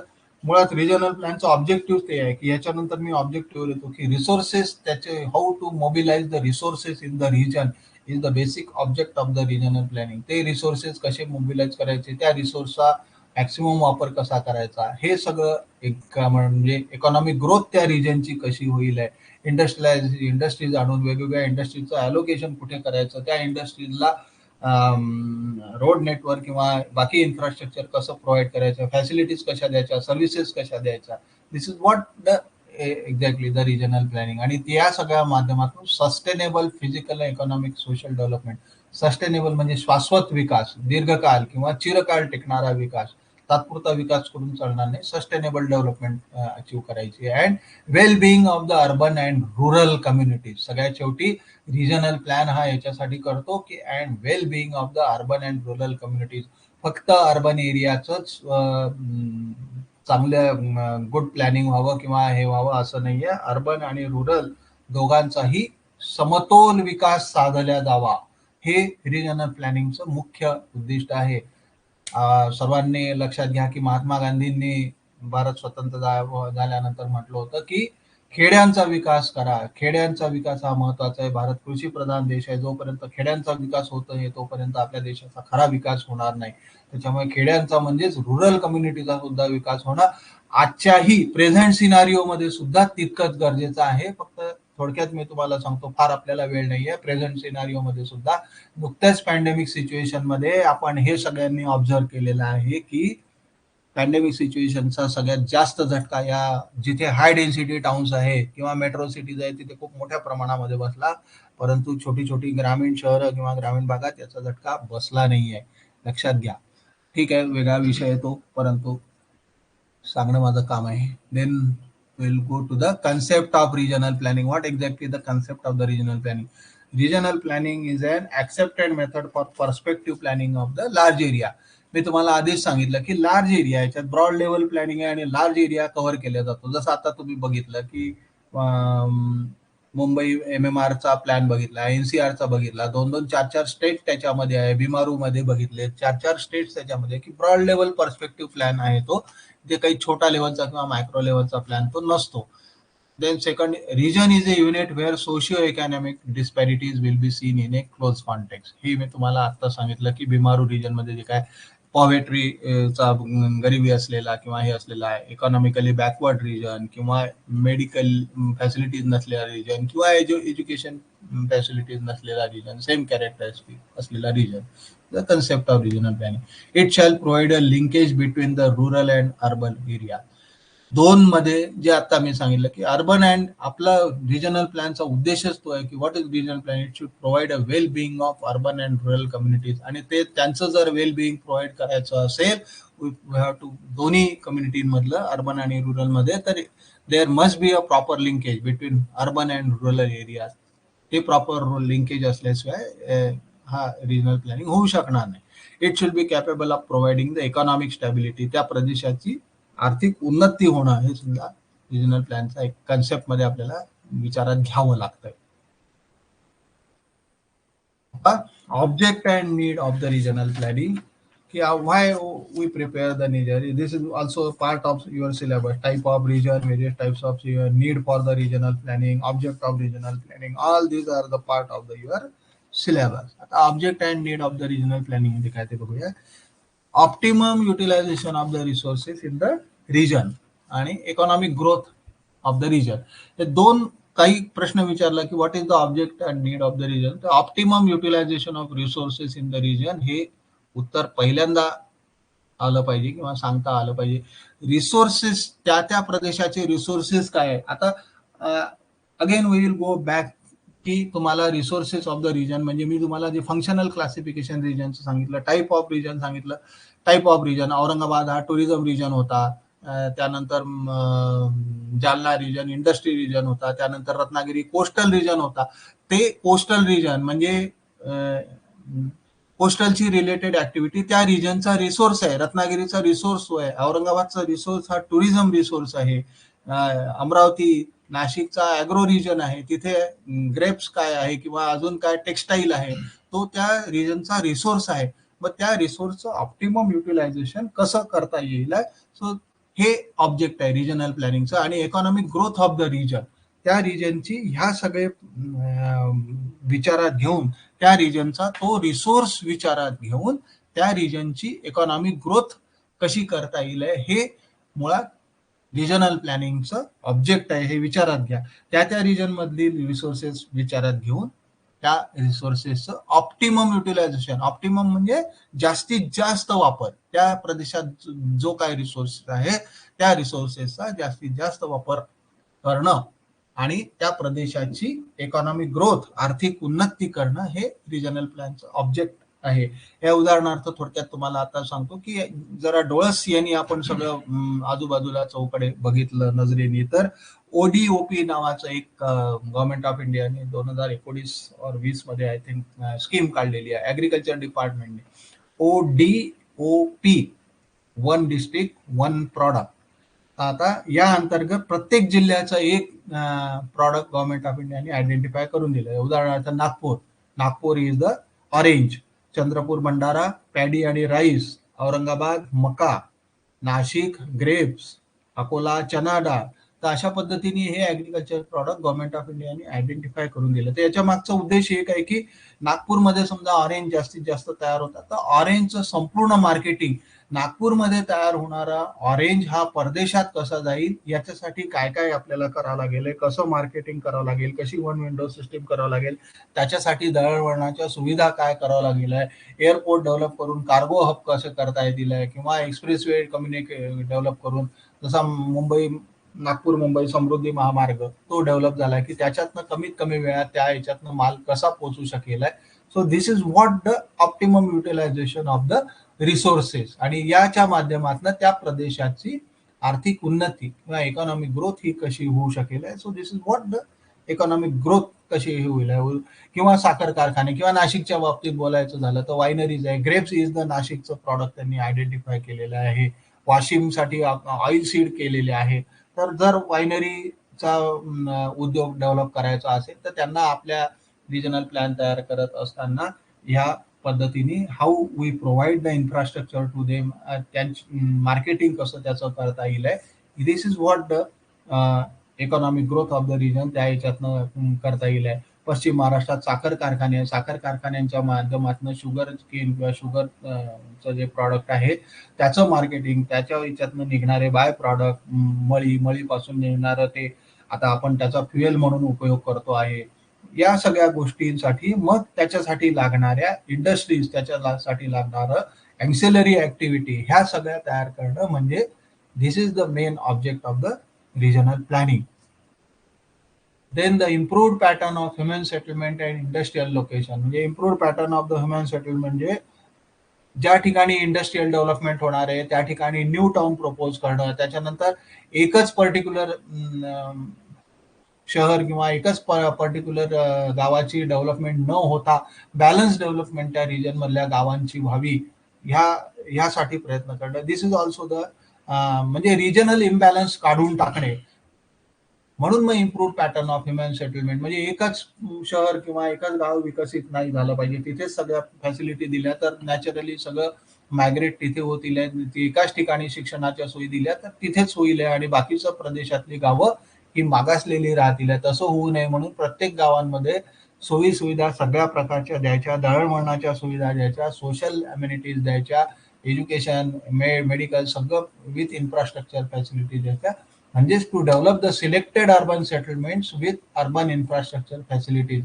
काही शहरं अशा पद्धतीने जी खूप जास्त लोकसंख्येची आहे किंवा जी पोटेन्शियल आहे, त्यांना इकॉनॉमिक पोटेन्शियल आहे किंवा कमर्शियल पोटेन्शियल आहे किंवा एज्युकेशन किंवा मेडिकल काय जे काय पोटेन्शियल असेल ते पोटेन्शियल विचारात घेऊन ती छोटी छोटी शहरं अजून विकसित करायची, जेणेकरून मायग्रेशन थांबेल. The balancing of population and migration with in the employment opportunities. म्हणजे बॅलन्सिंग होईल आहे पॉप्युलेशन, हे खालचे दोन्ही मुद्दे एकमेकांशी को रिलेटेड आहे की बॅलन्सिंग ऑफ द पॉप्युलेशन होईल आहे, मायग्रेशन होणार नाहीये. आणि एम्प्लॉयमेंट ऑपॉर्च्युनिटीज त्याच भागात, त्याच रुरल एरिया किंवा त्याच ग्रोथ सेंटरमध्ये तयार होतील आहे. आज आपण जर परिस्थिती बघितली तर ग्रामीण भागात हातांना रोजगाराच्या संधी नाहीत आणि शहरी भागामध्ये सुशिक्षित बेकारांची संख्या मोठ्या प्रमाणात आहे. ही विसंगती कुठेतरी आपल्याला काढून टाकायची आहे. म्हणून आपल्याला this is the main object of the these are the objects of the regional planning. त्यानंतर rational land use pattern. Rational म्हणजे योग्य असलेला लँड यूज पॅटर्न आपल्याला ठेवायचा आहे. हॅपॅझर्ड डेव्हलपमेंट होणार नाही, अनकंट्रोल डेव्हलपमेंट कुठेही होणार नाही. म्हणून योग्य पद्धतीचा लँड यूज पॅटर्न प्रपोज करणं. जिथे पाहिजे त्या ठिकाणी इंडस्ट्रियल झोन ठेवायचा, जिथे पाहिजे तिथे रेसिडेन्शियल ठेवायचा. इंडस्ट्रियल एखाद्या ठिकाणी ठेवून दिला आणि रेसिडेन्शियल ठेवलाच नाही तर मग त्या ठिकाणी सगळे ऍग्रिकल्चर झोन ठेवला तर अनथोरेट डेव्हलपमेंट होईल आहे. म्हणून हे सगळं बघून त्या पोटेन्शियलिटी विचारात घेऊन rational land use pattern propose करणे. This is also the main object of the regional planning. मुळात मी सुरुवातीला तुम्हाला सांगितलं की ही अनकंट्रोल रिजन मधली डेव्हलपमेंट स्टॉप करण्यासाठी किंवा त्याच्यावर कंट्रोल करण्यासाठीच मुळात आपण रिजनल प्लॅन आणलेले आहे. म्हणून rational to propose the rational land use pattern is also the object of the regional planning. त्यानंतर efficient and economic rail road based transportation. हे जे मी आता तुम्हाला सांगितलं की linkage between the urban and rural areas, ते करण्यासाठी तुम्हाला हे सगळं ट्रान्सपोर्टेशन नेटवर्क प्रपोज करणं गरजेचं आहे. मग ते करत असताना multi modal corridor, MRTS, BRTS, metro rail या सगळ्या सुविधा, रिंग रोड, त्यानंतर प्रत्येक गावांच्या मिसिंग लिंक, प्रत्येक गावाची कनेक्टिव्हिटी, ह्या सगळ्या गोष्टींचा डिटेल विचार आपण रिजनल प्लॅन तयार करताना करतो. MDR किंवा व्हिलेज रोड पासून ते रोड कसे डेव्हलप करता येतील याच्यापर्यंतचं प्लॅनिंग या याच्यामध्ये आपण करतो. So this is what about the objects and need of the regional plan. आता पुढे जाऊया आपण. Settlement hierarchy. म्हणजे सेटलमेंट हायरार्की काय असते की रिजनल प्लॅन मध्ये ग्रोथ सेंटर मध्ये की settlement hierarchy means when the settlements are rank in order of size and importance. The size of the settlement in terms of its area and population. सोपं आहे अगदी की सेटलमेंट हायरार्की पहिले city, town, village, helmet, छोटं आणि isolated dwelling, अगदी खेड्याच्या खालची एखादी वाडी, वस्ती, the relative spare of influence of each settlement. अगदी सोपं आहे की आणि याचं फंक्शनिंग कसं चालते. मग पुढे की सेटलमेंट हायरार्की. सिटीमध्ये काय असते, लार्ज टाउनमध्ये काय फॅसिलिटी असतात, स्मॉल टाउनमध्ये काय फॅसिलिटी आहे, हॅमलेटमध्ये काय आहे. सिटीमध्ये सगळ्या प्रकारच्या फॅसिलिटी आहे, कारखाने आहे, एज्युकेशन फॅसिलिटी आहे, कॉलेज आहे, विद्यापीठ आहे. मग त्याच्यापेक्षा छोट्या याच्यामध्ये कॉलेज नाही आहे, फक्त सेकंडरी स्कूल आहे, प्रायमरी स्कूल आहे. मग व्हिलेजमध्ये तेवढंही नाही आहे, फक्त बालवाडी आहे. अशा पद्धतीच्या या सेटलमेंट हायरार्कीचे पिक्चरल हे आहे. हे काही समजायला सोपं आहे, फार काही कठीण नाही आहे.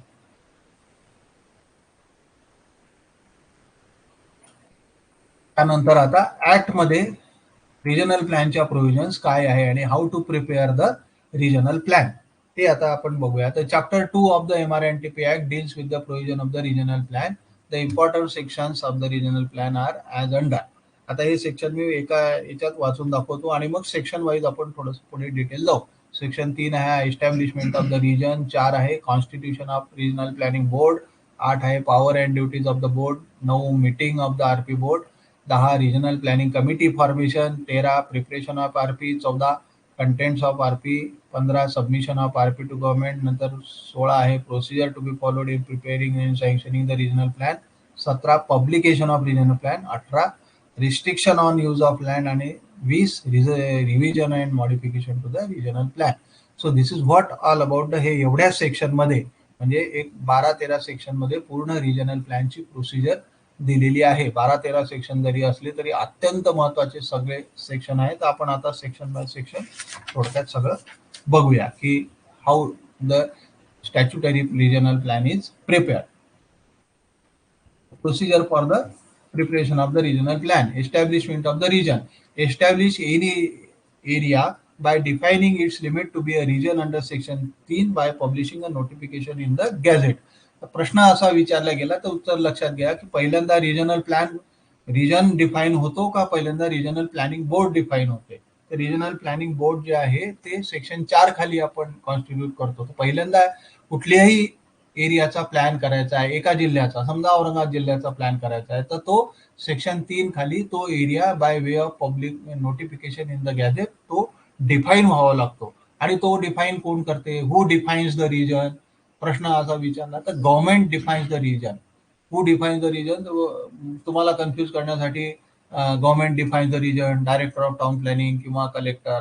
तर correct answer will be the government. Government defines the region by way of publishing the notification in the gadget. अशा पद्धतीने रिजन डिफाईन झाल्यानंतर, एकदा रिजन डिफाईन झाला आणि समजा त्याच्यामध्ये काही त्याच्या बाउंड्रीज अल्टर करण्याचे सुद्धा अधिकार हे शासनाला आहेत. आता संपूर्ण जिल्हा डिफाईन केला आणि गव्हर्नमेंटला असं वाटलं की उदाहरणार्थ की सातारा, महाबळेश्वर, पाचगणी आपण वेगळा काढू, तर त्याच्या बाउंड्री डिफाईन करण्याचे अधिकार सुद्धा शासनाला आहेत. असं काही नाही की एकदा रिजन डिफाईन झाला की तो फायनल राहतो. जर काही पर्टिक्युलर काही एरिया चा याच्यामध्ये आला, समजा आता रिजन प्लॅन करत असताना एखादा पर्टिक्युलर एरिया MIDCने अक्वायर केला, एखादं गाव, तर मग तेवढा एरिया त्या रिजन मधून काढावा लागतो. तर रिजनच्या बाउंड्री सुद्धा अल्टर करण्याच्या तरतुदी सेक्शन 3 मध्ये आहे. परंतु region is defined by the state government only. आणि जो रिजन डिफाईन केलेला जातो त्याचा plan showing the boundaries of the region is to be displayed. म्हणजे मग त्याच्यावरनं त्या प्रदेशातल्या लोकांना कल्पना येते की या प्रदेशाचा रिजनल प्लॅन तयार होणार आहे. आणि दुसरा मुद्दा की रिजन प्लॅनच्या बाउंड्री या अल्टर होऊ शकतात आणि ते अल्टर करण्याचे अधिकार हे शासनाला आहेत. लक्षात घ्या. हू डिफाईन्स द रिजन? उत्तर तुमचं पाहिजे गव्हर्नमेंट डिफाईन्स द रिजन किंवा delineate the region. Define, delineate, declare हे सगळे शब्द सारखेच आहे. तुम्हाला कन्फ्यूज करायला काही टाकलं जाईल परंतु डिस्टर्ब व्हायचं कारण नाही. डेलिनिएट हा करेक्ट प्रॉपर टेक्निकल शब्द आहे. Who delineates the region? The state government delineates the region by way of publishing the notification in the gazette by under section 3 of the MRNTP Act. ठीक आहे. आता region एकदा establish झाला, Aurangabad जिल्ह्याकरिता regional plan तयार करायचा, एकदा डिफाईन झालं, त्याचं गॅझेट झालं. Then the next step is the constitution of the regional planning board. The regional planning board is to be constituted by the state government under section 4. लक्षात घ्या. एकदा रिजन फॉर्म झाल्यानंतर रिजनल प्लॅनिंग बोर्ड कॉन्स्टिट्यूट होते, त्याच्या आधी board constitute होत नाही. प्रश्न असा फिरवून टाकला की पहिल्यांदा रिजनल प्लॅनिंग बोर्ड कॉन्स्टिट्यूट होते का पहिल्यांदा रिजनची बाउंड्री डेलिनिएट होते? उत्तर तुमचं हे पाहिजे की पहिल्यांदा रिजनची बाउंड्री डेलिनिएट होते आणि then the regional planning board constitute होते. Regional planning board is to be constituted by the state government under section 4. The constitution of this board is as follow. Constitution काय आहे, त्याच्यामध्ये कोण कोण असतात ते बघू. परंतु अशा प्रकारे सेक्शन 4 खाली फॉर्म केलेलं रिजनल प्लॅनिंग बोर्ड हे स्टॅच्युटरी बोर्ड असते, हे लक्षात घ्या, किंवा ऍडहॉक स्वरूपाचं बोर्ड असते. स्टॅच्युटरी म्हणजे लिगल. लक्षात घ्या की आता MRTP ऍक्टच्या सेक्शन 4 खाली ते बोर्ड कॉन्स्टिट्यूट झालंय म्हणजे ते लिगल असलंच पाहिजे, ते स्टॅच्युटरी असलं पाहिजे. प्रश्न असा टाकतील तुम्हाला, it is A weather the regional planning board is a statutory board or non statutory board.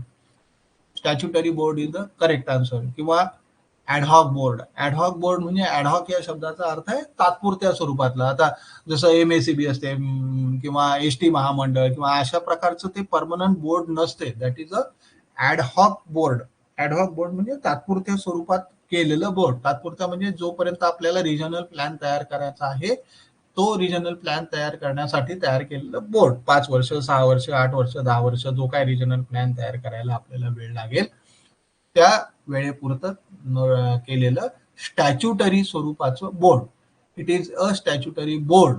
It is not a non statutory board. Non statutory board असं जर टाकलं तर ते उत्तर चुकीचं ठरेल. It is a statutory board or ad hoc board. लक्षात घ्या. आता the constitution of this board is as follow. या बोर्डामध्ये कोण कोण असतं याच्या अनुषंगाने सुद्धा प्रश्न विचारले जातात की एक चेअरमन असतो, दुसरा व्हाईस चेअरमन, नंतर director of town planning or a person nominated by him. त्यानंतर members of the local authorities functioning in the region.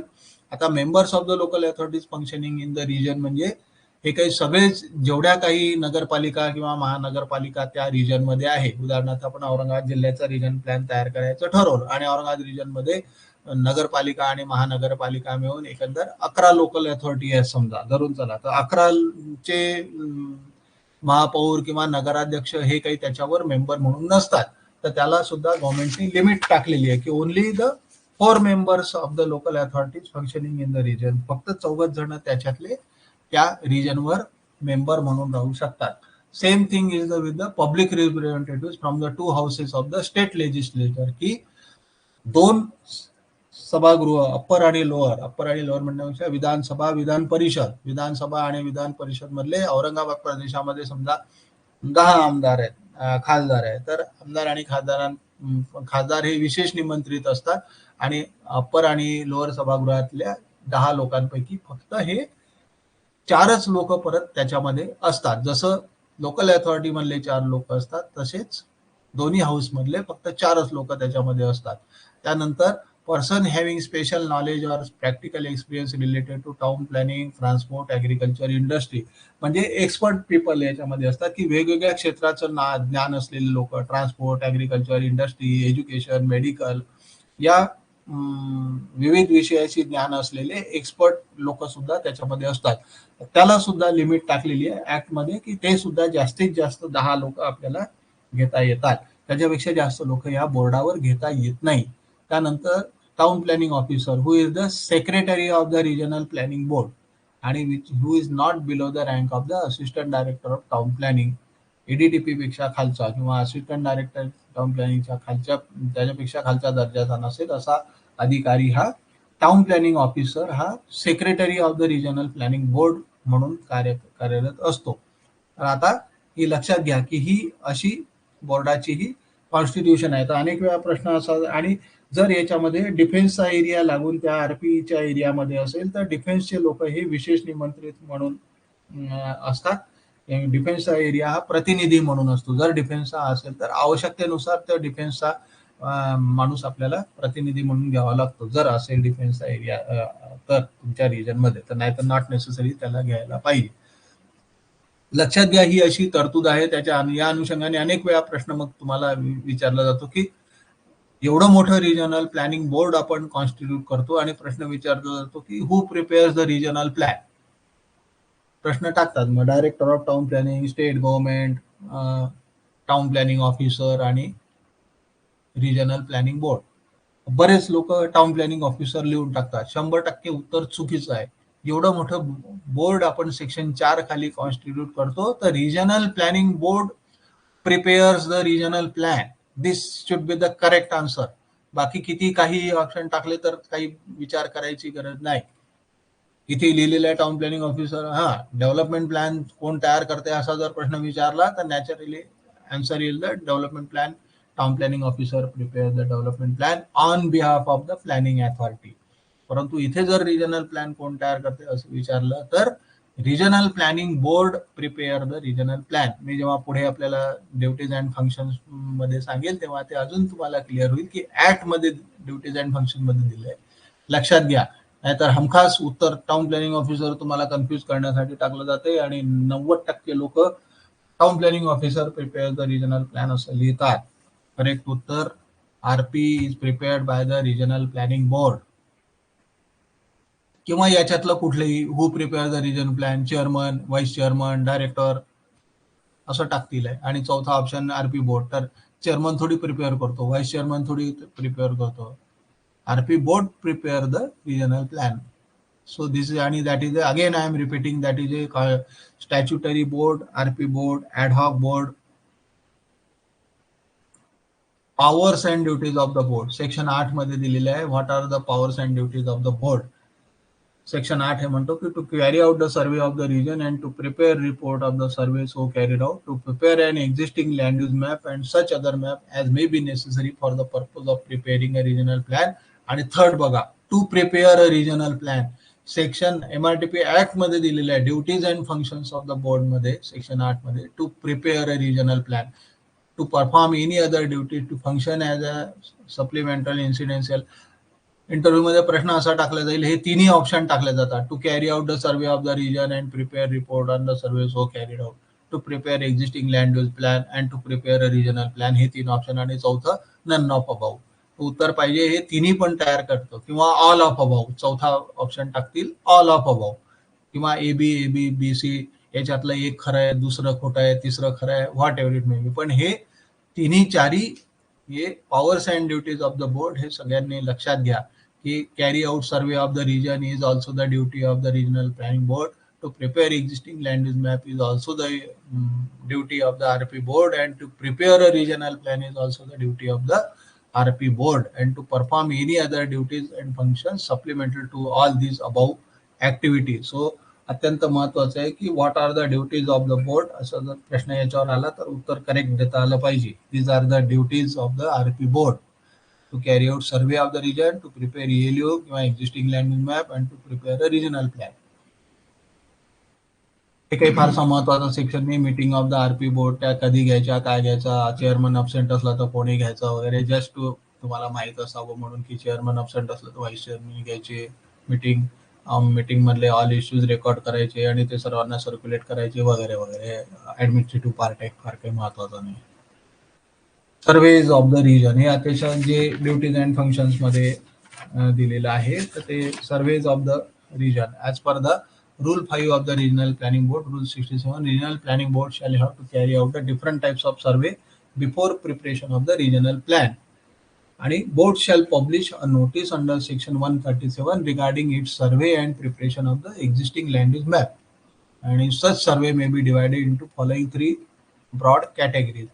आता हा जो रूल नंबर 5 जो आहे हा आरपी बोर्ड रूल जे झालेले आहे 1967, तर त्या रूल्स खाली हे करायचं असतात.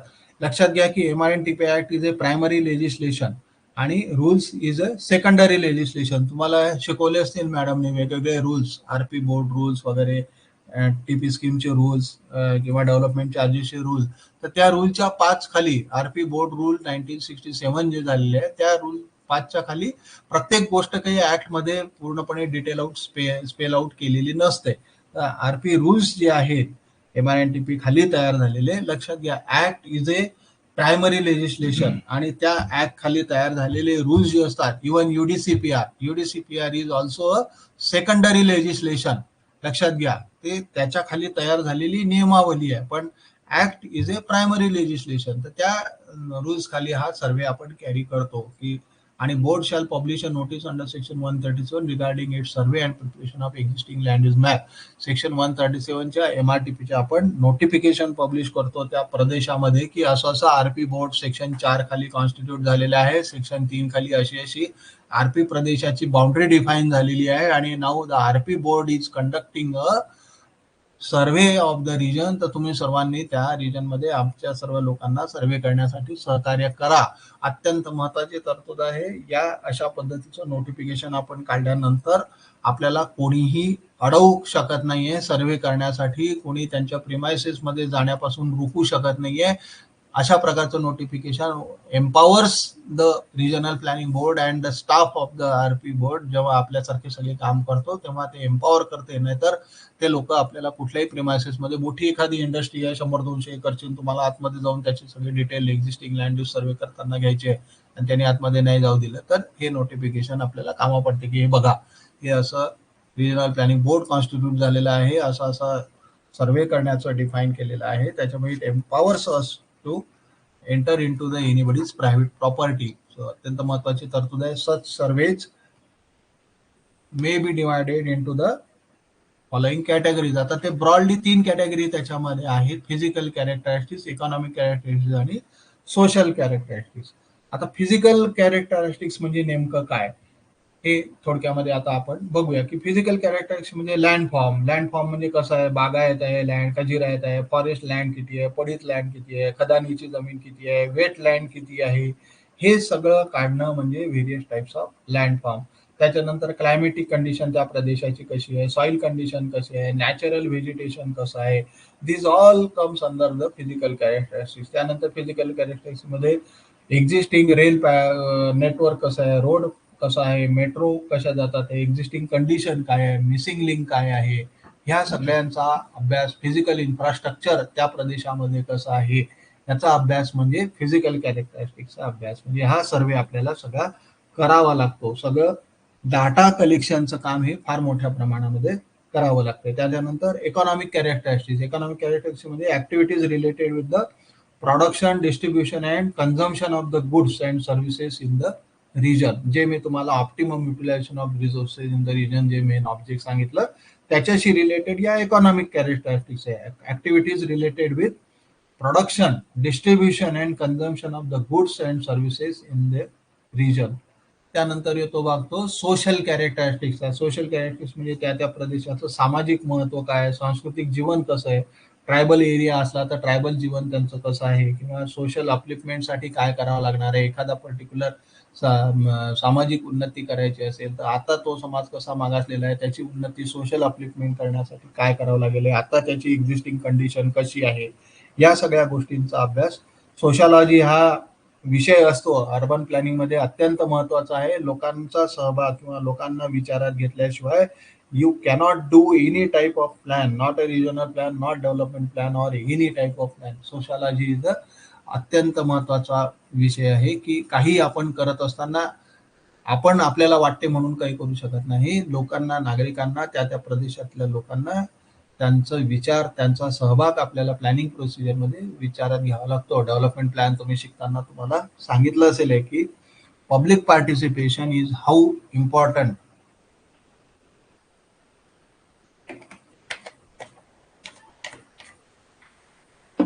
आणि मग या सगळ्या प्रकारच्या सर्वेच्या बेसिसवर आपल्याला existing land use map of the region तयार करतो. आणि मग ह्या सगळ्या एक्झिस्टिंग लँड यूज मॅप तयार झाल्यानंतर तो त्या रिजनचं क्लिअर पिक्चर फॉर्म करतो. त्या रिजनचे प्रॉब्लेम काय, डिफिकल्टीज काय हे दाखवतो.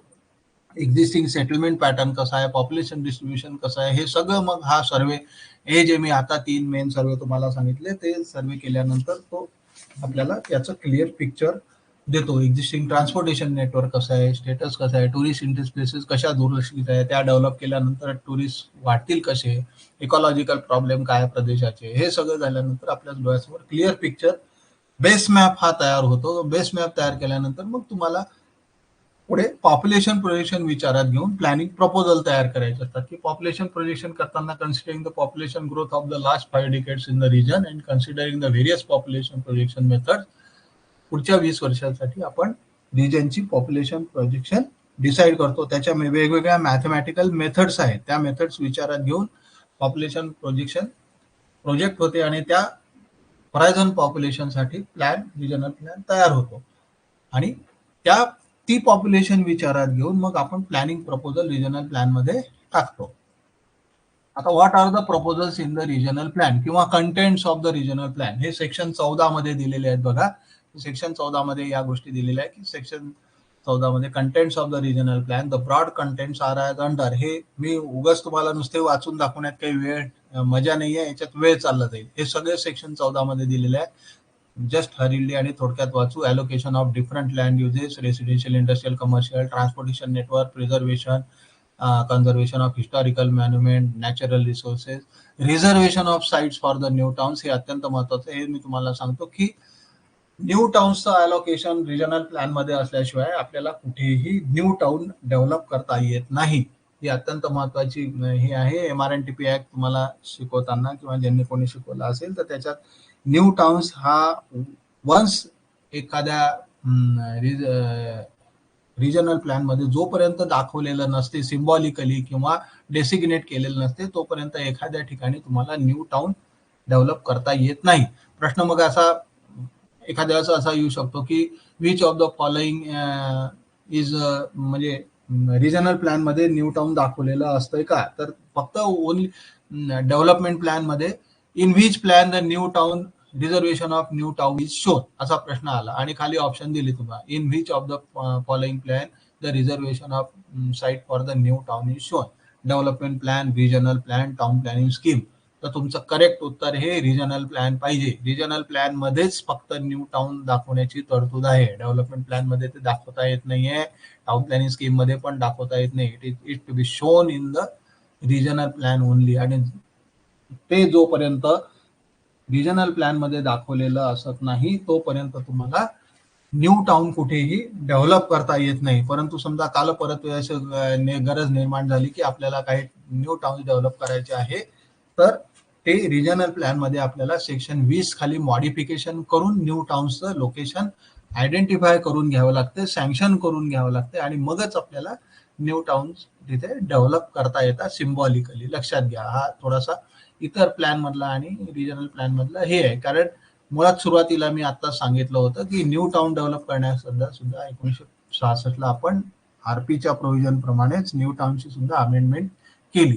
त्याच्यानंतर पॉलिसी रेकमेंडेशन हे सगळं झाल्यानंतर मी सुरुवातीपासून म्हणतो की RP is a policy level document. तर तुमच्या पॉलिसी रेकमेंडेशन्स काय काय राहणार आहे, how you are going to develop metro, how you are going to optimum utilisation त्या रिसोर्सेस करण्यासाठी कोल्ड स्टोरेज गोडाऊनची कशी व्यवस्था करणार आहे, मार्केटिंग कसं करणार आहे, इन्फ्रास्ट्रक्चर डेव्हलप कसं करणार आहे, त्या रिजनचे रिसोर्सेस ऑप्टिमम युटिलायझेशन करण्यासाठी किंवा त्यांना एनकरेज करण्यासाठी UDCPR मध्ये तुम्ही काय तरतुदी ठेवणार आहात, त्यांना एक्स्ट्रा FSI देणार आहात का त्या इंडस्ट्रीसाठी, how you are going to encourage all this resources final करण्यासाठी, इकॉनॉमिक ग्रोथ किंवा सोशल अपलिफ्टमेंट करण्यासाठी काय प्रपोजल्स तुमचे राहणार आहे. आणि ते हे this all kinds of thing comes under the policy recommendations मध्ये.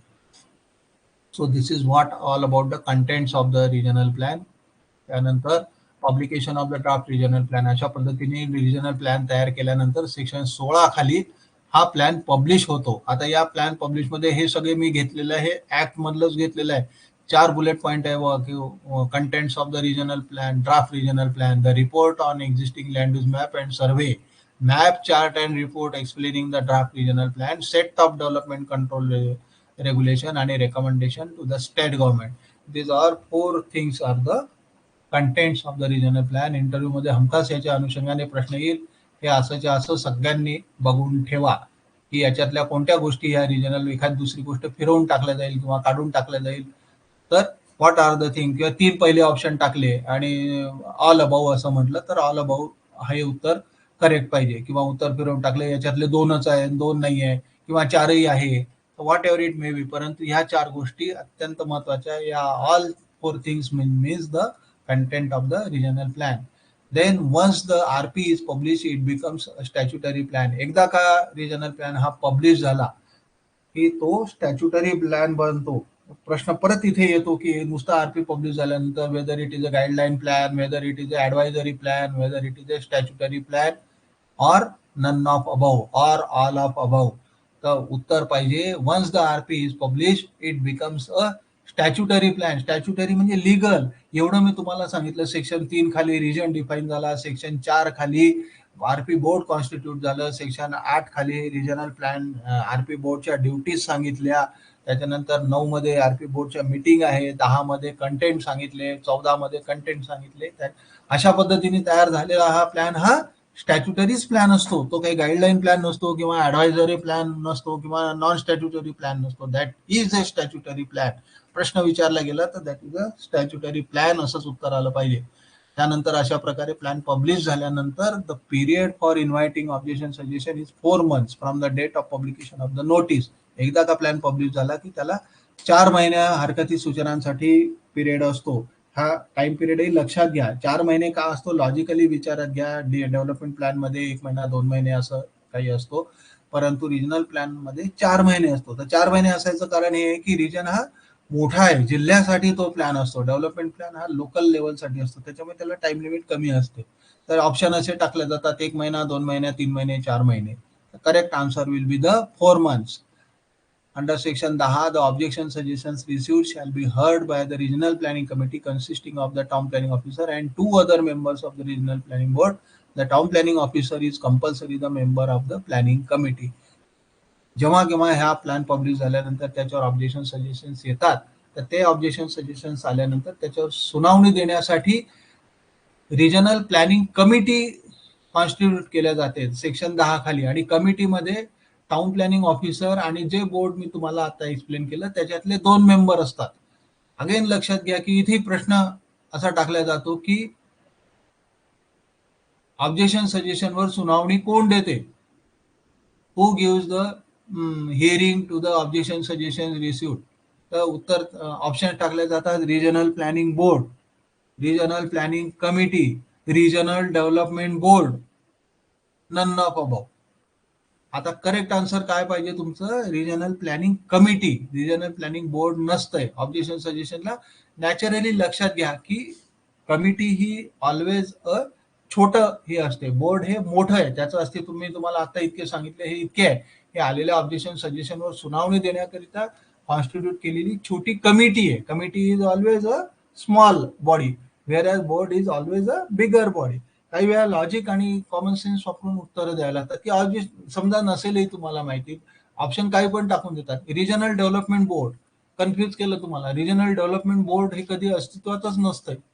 रिजनल प्लॅनिंग बोर्ड, जे आता एवढं मोठं बोर्ड आहे, एवढं मोठं बोर्ड थोडीच काही सुनावणी देते. आणि रिजनल प्लॅनिंग कमिटी म्हणून सेक्शन आणि शब्द नीट लक्षात घ्या, की सेक्शन 10 मध्ये या तिघांचीच कमिटी आहे, रिजनल प्लॅनिंग कमिटी. आणि रिजनल प्लॅनिंग कमिटीमध्ये town planning officer is compulsory member of the regional planning committee. तो कंपल्सरी मेंबर केलेला आहे, हे सुद्धा अत्यंत महत्वाचं आहे.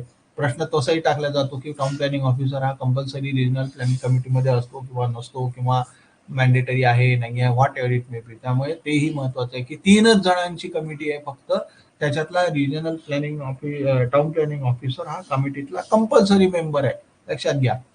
Then the regional planning committee has to submit its report to the regional planning board. कमिटीने आलेल्या हरकती सूचनांवर सुनावणी देऊन बोर्डाला रिपोर्ट सबमिट करायचा आहे. आणि रिजनल प्लॅनिंग कमिटीने बोर्डाला रिपोर्ट दिल्यानंतर बोर्डाने, regional planning board shall submit a regional plan to the state government. Who submit the regional plan? तर उत्तर आहे रिजनल प्लॅनिंग बोर्ड.